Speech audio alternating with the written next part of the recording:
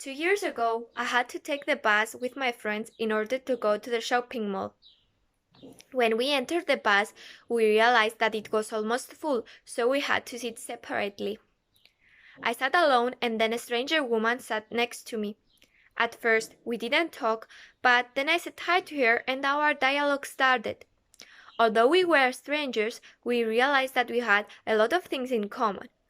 She was a scout and I am a scout too, and she also liked to dance. And guess what? At the end, we realized that we were relatives. I'm not a migrant, but I have friends who are. One of them is a girl who came 2 years ago in Cyprus, and she was in my class. When she entered the class, we sat together and we became really good friends. She was really kind, and although she didn't know Greek, she tried really hard to learn. She told me that she had to leave her country, Romania, because her dad needed a better job. Now, although we are not in the same class, we are still really good friends. Γεια σας, είμαι η Λιτό και αυτή είναι η γιαγιά μου. Αναστασία. Σήμερα θα απαντήσουμε 3 ερωτήσεις για τα άτομα που είτε αναγκάστηκαν είτε αποφάσισαν να μετακινηθούν από το βόρειο τομέα στο νότιο τομέα της Κύπρου μας. Πάμε στην πρώτη ερώτηση, λοιπόν. Do you know anyone who decided to relocate from the north side of Cyprus to the south? Do people here treat this person as a local, as Cypriot, or differently? Προσωπικά, δεν έτυχε να γνωρίζω κάποιον άτομο το οποίο αποφάσισε να μετακινηθεί, αλλά πάω σε ένα σχολείο το οποίο δέχονται και Τουρκοκύπριους και Ελληνοκύπριους μαθητές και έτυχε να έχω έναν καθηγητή ο οποίος ήταν Τουρκοκύπριος και ναι, τα παιδιά, οι μαθητές τους συμπεριφέρονταν πολύ διαφορετικά, ενσεβούνταν το μάθημα του και κυρίως τον κοροϊδεύαν μπροστά στα μούτρα του, χωρίς να ενδιαφέρονται για το πώς το σεβασμό χωρίς... Ναι. Προσωπικά πιστεύω ότι τούτη η συμπεριφορά ήταν απαράδεκτη και ότι δεν θα έπρεπε να το δέχεται το σχολείο. Κάποιοι κινητοποιηθήκαν μαζί τους κι εγώ, έκαναν κάποιες καταγγείλες, αλλά ποτέ δεν έφτασαν σε ένα σημείο που να γίνει actually κάτι. Εσύ? Εγώ γνωρίζω τον πατέρα μου, ο οποίος από τα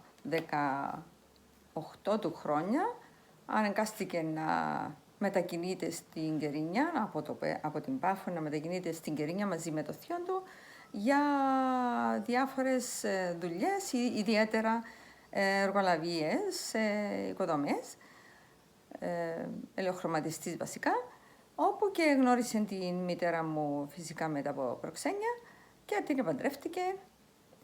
Ζούσε πάρα πολύ ευτυχισμένα εκεί μαζί με τη μητέρα μου και έκανε την οικογένειά του, πολλούσε την περιουσία του που είχε στην Πάφο για να την αγοράσει στην Κερίνια που είχε ανάπτυξη στο Πέλαβες. Πάμε στη δεύτερη ερώτηση. Do you know anyone who was forced to relocate from the north side of Cyprus to the south? Would you count this person as a different category from the one who decided to relocate from the north to south? Πιστεύω ότι έχουν αρκετές διάφορες, κυρίως για το λόγο που εφίαν. Οι άνθρωποι στην πρώτη περίπτωση βλέπουμε κάποιον άτομο το οποίο αποφάσισε να μετακινηθεί. Και στη δεύτερη κατηγορία βλέπουμε κάποιον άτομο το οποίο αναγκάστηκε. Η γιαγιά μου ήταν ένα από τα άτομα που αναγκάστηκε. Ναι. Είναι γεγονός ότι το 1975 έχω μετακινηθεί αναγκαστικά για να πάω σε σχολείο μετά από ένα χρόνο εγκλωβισμού και μετά από ένα χρόνο μετά το 1974 τον Ιούλιο που έγινε ο πόλεμος μεταξύ Ελληνοκυπρίων και Τουρκοκυπρίων, να μετακινηθώ να πάω Πάφο στο νότιο μέρος για να τελειώσω το σχολείο, το Λύκειο βασικά. Μόνο για αυτόν τον λόγο και οι γονείς μου μετά από 2 χρόνια που έκαναν εγκλωβισμένοι να μετακινηθούν από το Πέλεβας, από το σπίτι τους, στο ελεύθερο τομέα με να καταλήξουν στην Πάφο. Ωραία. Question 3. Ήταν ωραία. Yeah. Εντάξει, οκ. Συνέχισε. I'm not gonna read it. 3. Regarding the above two cases, in your opinion, do they consider themselves equal, Cypriots or kind of migrants?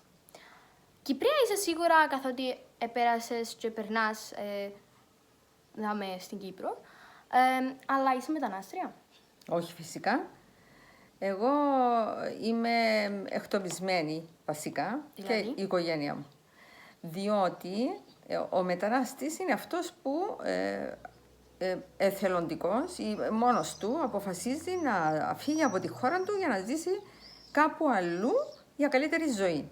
Εγώ αναγκάστηκα να φύγω γιατί δεν ζούσα κανονικά. Ο εγκλωβισμός είναι τρως, κοιμάσαι, τίποτε άλλο.